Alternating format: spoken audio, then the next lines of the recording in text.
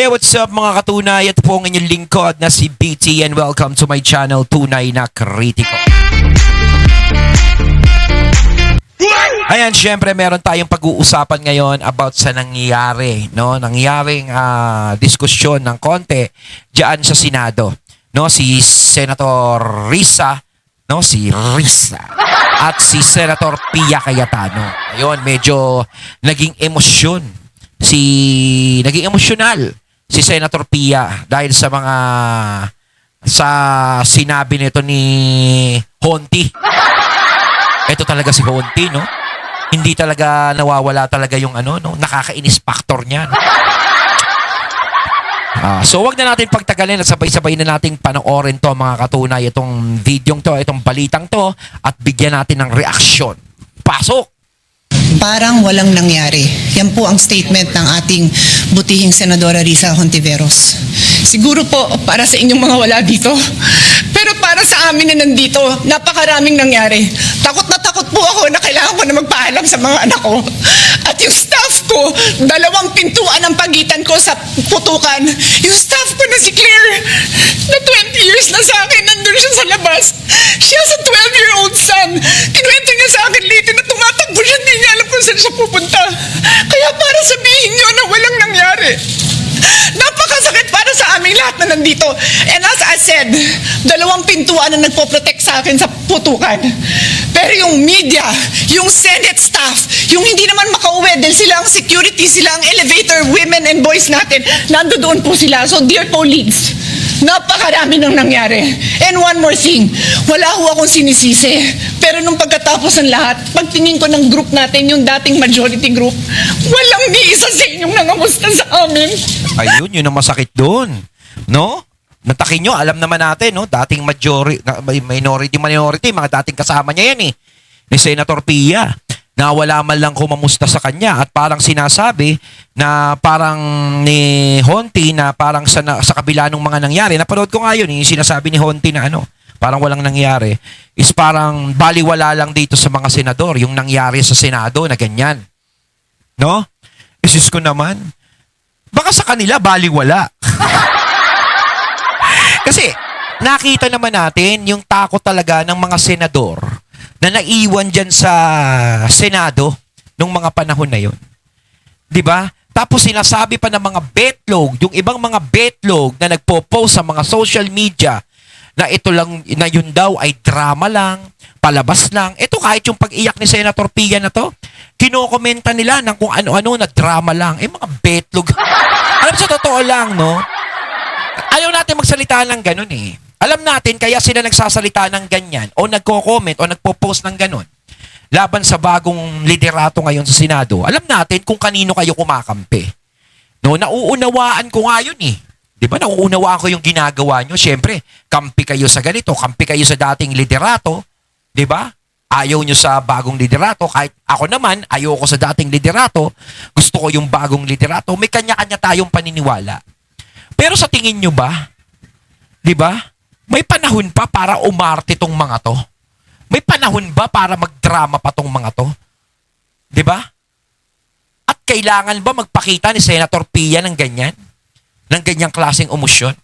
Kapag nagpakita si Senator Pia Cayetano ng ganyang klaseng emosyon, ibig sabihin, meron talagang mabigat na nangyari. Si Senator Pia, nakikita naman natin yan, talagang tahimik sa Senado. Kung nagsasalita lang, talagang hindi naman siya ganyan. Pero ngayon lang talaga siya naging emosyonal dahil tayo, nasaksihan naman natin, nung pinanood natin yung mga pangyayari sa Senado, dun sa mga putukan na yan, talagang nakita natin yung takot. Nakita ko yung takot ng mga senador na naiwan doon. 'Di ba? Lalong-lalo na ng mga babaeng senador. O si Camille Villar nga, 'di ba? Kinabahan. Kahit yung magulang ni Camille Villar, kinabahan. Although yung mga lalaki, sige, syempre relax lang. 'Di ba? Pero yung mga babaeng senador, kahit si Senator Alan, nakita naman natin, nagpanik. 'Di ba?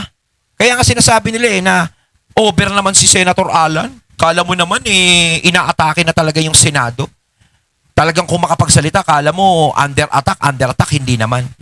Talagang makakapagsalita si Senator Alan ng ganun. Uulitin ko, hindi naman sila sanay siguro sa ganyan eh. Lalong-lalo na sinasabi nitong mga minority na yan ngayon, is wala namang nangyayaring ganyan sa Senado noon pa. Oh, ayun naman eh. Sinagot na nila. So kaya ganyan makapag-reaksyon sila Senator Pia, sila Senator Alan, nung mga pangyayaring yun. Eh wala nga naman talagang nangyaring ganyan eh. So hindi sila sanay. Nung nagkaroon ng putukan, hindi nila alam kung ano yung gagawin nila. Na buong akala nila, syempre pati sila madadamay. At saka sa tingin nyo ba, alam nila yung pangyayari sa labas na nagkakaroon ng kung sino yung mga nagpuputok-putukan dun sa labas? Di ba? At sinasabi pa nga nung iba, nagawa-gawa daw ng bagong majority, ng bagong liderato ng Senado. Anong dahilan nila? Oh, tapos sabihin, para makatakas si Bato, gumawa ng gulo. Diyos ko, Mariosep. Bakit sila gagawa ng gulo para patakasin si Bato? Di ba? Alam naman nila yung mangyayari.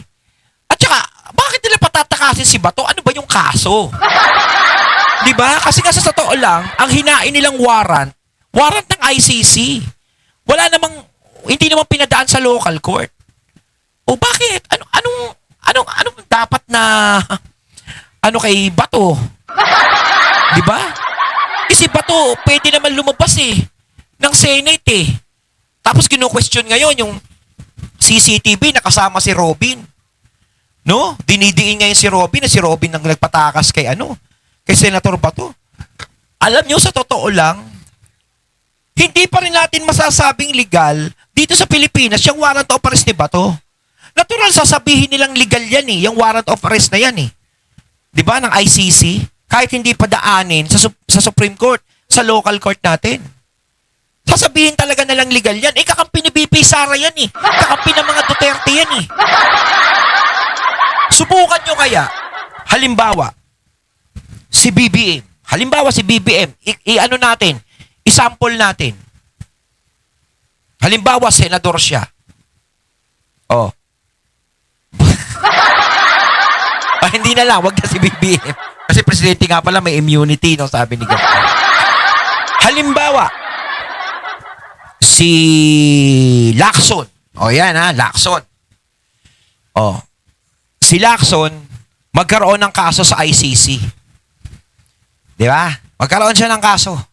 Baliktarin natin yung sitwasyon. Pinadalan siya ng ICC ng warrant of arrest.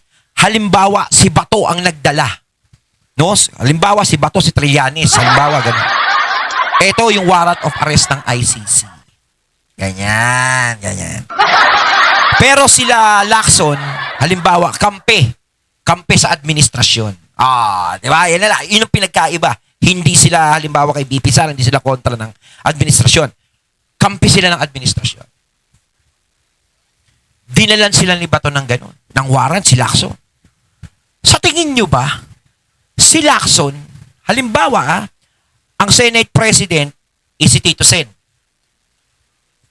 Sa tingin nyo ba, yung mga kasama ni Lacson ngayon sa minority at yung Senate President, ibibigay nila si Lacson? Ibalik natin yung tanong. Ibibigay nila? Ano?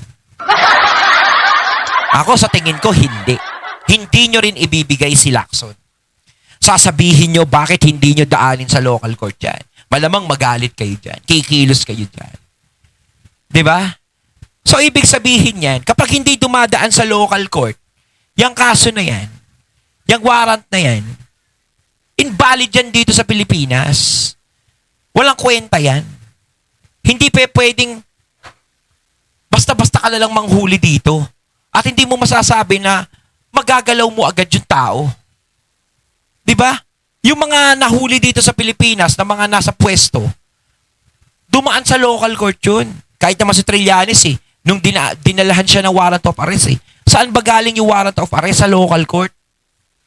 Kaya si Senator Bato, tsaka si Senator Robin, labas siya dyan sa usapan. Diba? Kahit sabihin mong kasama o hindi kasama si Senator Robin, kasama siya ni Senator Bato o hindi. Hindi dapat siya kasuhan dahil wala naman Wala naman talagang legal na proseso na nangyari sa warrant of arrest ni Senator Bato. Ngayon, kung ang local court ay naglabas ng tamang warrant of arrest, pinayagan nila yung warrant of arrest na yan, nagkaroon ng ng korte dito sa Pilipinas, ayun, pwedeng kasuhan yung mga senador na mag-aano kay Senator Bato. At si Senator Robin, pwede siyang kasuhan sa pagpapatakas kay Senator Bato. Ganun yun. Pero yung kakasuhan nyo kung sino-sino, dahil kay Senator Bato, sus ko naman, kaya kasi sinasabi ko si Senator Bato pwedeng lumabas ng premises nila kahit nga magpabalik-balik, kahit pumasok siya kinabukasan, pwede pa. Hanggat walang desisyon ang local court, hanggat hindi nila dinadaan dyan. Di ba?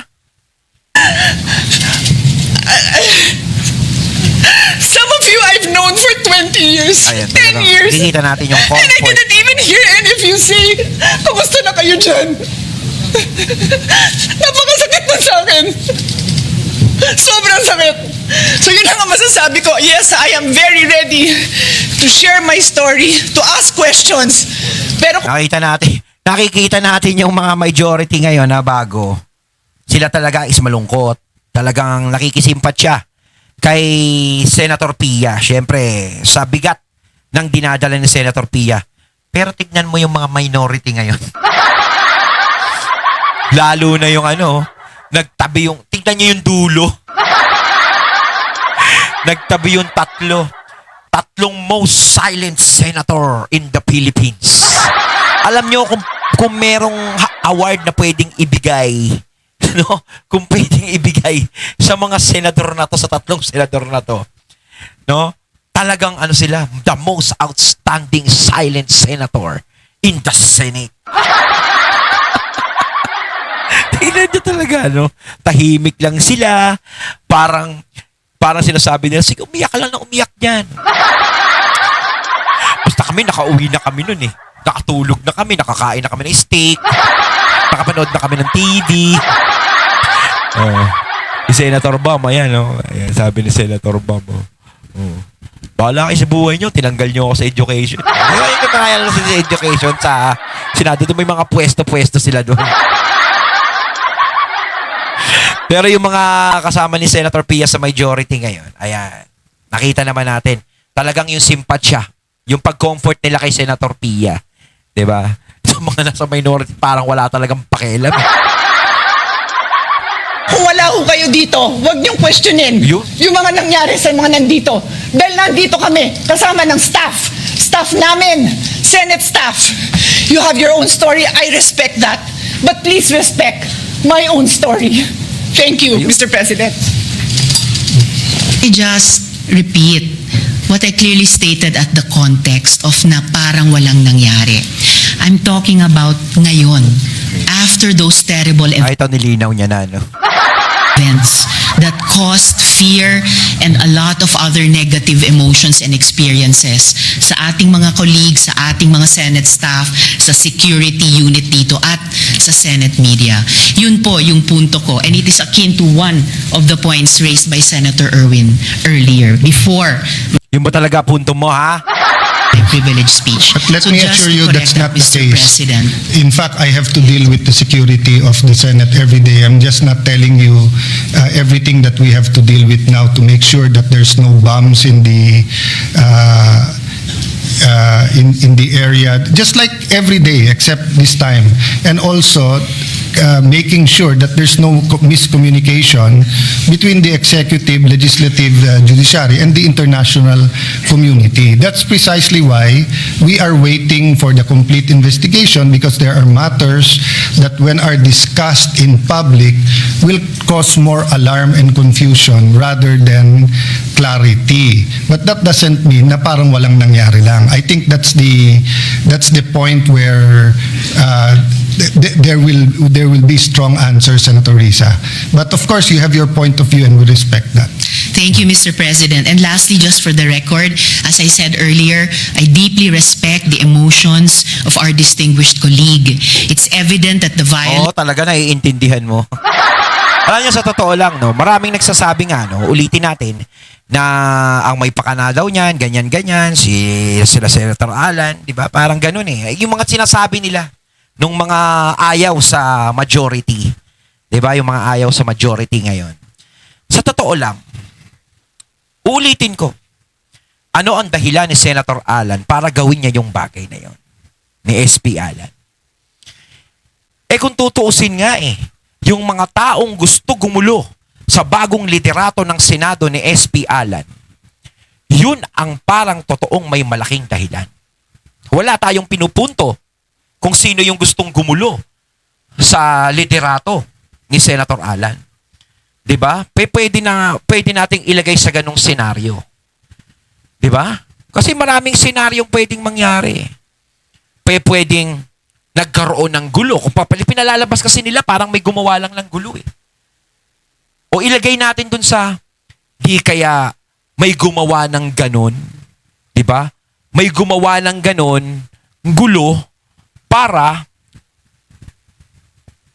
ibintang kay Senator Alan, kay Senate President Alan.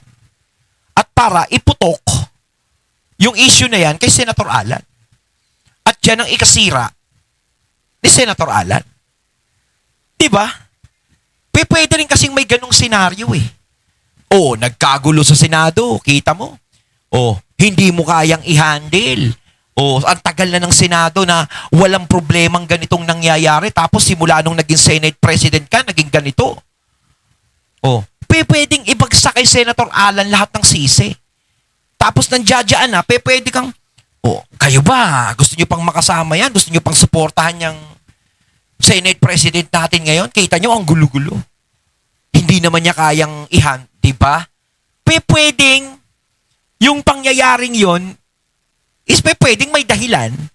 May dahilan din para si Senator Alan ay masira. Di ba? Kaya kung ibinibintang nila kay Senator Alan Cayetano, yung ganong klaseng gulo, na kahit ako alam ko sa sarili ko na walang alam sila Senator Alan sa mga nangyaring yan. Diba? Wag na natin questionin yung pag-alis na itong mga minority nung mga panahon na yon, na sabay-sabay. Hindi ko sinasabing kayo may alam, kaya sabay-sabay kayo nagsialis. Kumbaga, yung iniisip ko na lang, binibigyan ko kayo ng katwiran, ang iniisip ko na lang, kaya umalis kayo ng maaga, umalis na kayo lang sabay-sabay, kasi wala na naman kayong gagawin dyan sa Senado, kasi wala na kayong liderato dyan. Ayun na lang iniisip ko. So, ang may iwan na lang dyan, yung talagang nasa kaha ni Senator Alan, ni Senate President Alan. Tapos biglang nangyari yung ganon. Diba? Wala tayong pinapatukoy na kung sino ang gumawa nun. Kumbaga, nagbibigay lang ako ng sapantaha. Diba? Scene of the crime operatives. Diba? Kaya ibinabalik ko yung salita nila o bintang nila kay Senator Cayetano na ganon, may gagawin niya yung ganong gulo. Kaya binabalik ko sa kanila Di kaya para masira din si Senator Cayetano? May taong gustong sumira sa kanya, kaya may ganong gulo. Ay, di ba? Pwedeng ganun. Marami kasing dahilan pwedeng mangyaring dahilan dyan Pero para sa akin, walang alam tong majority ngayon. Di ba? Kumbaga kahit sila nabigla nung mga panahon na yon sa nangyaring putukan na yon. That breached our halls has profoundly affected all of us.